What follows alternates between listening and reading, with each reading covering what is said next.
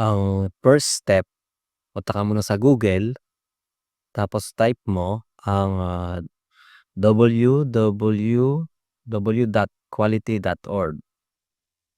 Katapos niyan, i-enter mo siya. Tapos susunod niyan, punta ka naman sa Learning and Development. Click mo siya, slide yan na, click mo ang Our Approved Training Partners. Click mo yan.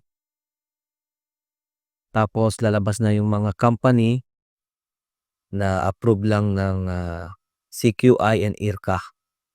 Ayan yung mga company na training, providers. Ako, bibigyan ko kayo ng sample, kumuha ako sa KBS.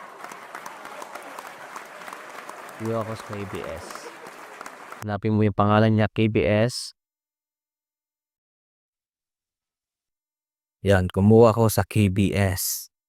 I-click mo yung KBS, tapos makikita mo yung ano niya, yung logo niya.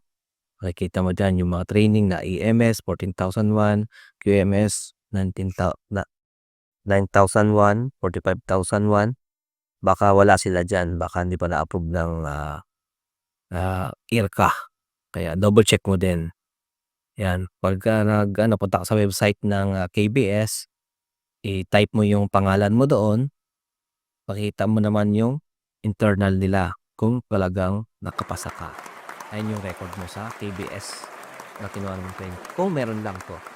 Yung iba baka wala silang website. Oo. Na-check mo siya sa internal website o saka sa CQI IRCA website. Yun lang po. Salamat.